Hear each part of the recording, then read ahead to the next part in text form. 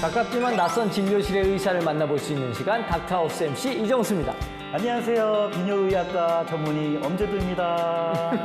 오늘은 신부전에 대해서 갖고 왔는데 이것도 굉장히 무서운 질병이죠. 굉장히 무서운 질병 중에 하나입니다. 네. 신장은 네. 별명이 침묵의 장기라고 돼 있습니다. 그렇죠. 우리 몸에서 이제 간도 침묵의 장기, 네. 뇌도 침묵의 장기, 네. 췌장도 뒤늦게 발견되는 침묵의 장기인데 신장 같은 경우에는 한 90%까지 기능이 손상되어야 증상이 도드라지게 나타날 만큼 뒤늦게 발견될 경우에는 치료가 굉장히 어려워지기 때문에 굉장히 이 신부전이라는 주제는 의사로서 굉장히 무겁고 어려운 주제 중에 하나입니다. 겁이 확 나는데 신부전 정확하게 어떤 질병인가요? 신장은 이제 혈액 속에 있는 노폐물을 걸러내주고 그래서 몸에 있는 전해질이나 미네랄들을 적합하게 남겨놓고 몸속의 체액 성분을 유지해주는 항성성을 담당하고 있는 기관인데요. 몸의 체액이라든지 전해질의 성분을 유지해야 되는 이 신장 기능이 점점 떨어지게 될 네. 경우에 우리가 이제 신부전에 진입을 했다. 급성 신부전과 만성 신부전으로 이제 구분해서 진단과 치료가 필요하다고 보시면 되겠습니다. 그러면 이게 장기라는 게 어느 부위가 문제가 생기면 연속적으로 막 문제가 생길 수가 있잖아요. 네. 그러면 신부전이 오면 뭐 다른 장기도 위험할 수 있습니까? 가장 먼저 타격을 받는 것이 결국에는 간이랑 심장입니다. 부정맥이라든지 또는 심장이 급격하게 멎게 되는 심장의 심정지, 의식이 흐려지면서 뇌에 영향을 미치는 거죠. 이거 너무 무서운데요? 네, 무섭습니다. 이게 뭐 네. 신부전으로 인해서 이제 심장, 뇌까지 영향을 줄 수 있다고 하니까 아주 무서운 병이라고 생각되는데 이 신부전 발병하는 원인이 뭘까요?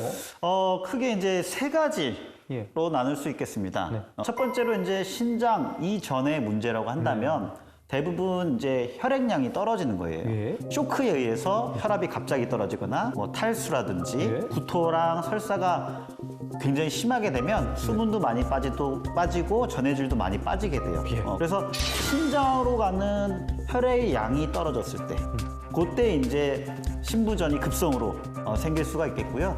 두 번째는 신장 자체의 문제에 의해서 생길 수가 있는 겁니다. 예를 들면은 신장암이라든지 아니면 다낭성 신장 질환이라든지 아니면은 당뇨병에 의해서 신장 자체가 망가지는 신장 기능 자체가 떨어지는 경우. 세 번째 이유가 이제 신장에서 소변이 만들어놨는데 이 소변이 원활하게 배출이 되지 않는 거예요. 모여서 집착되면서 팽창되면서 신장 기능을 야금야금 먹어 들어가게 되는 겁니다. 그럴 경우에도 이제 신부전이 생기게 되는 것입니다.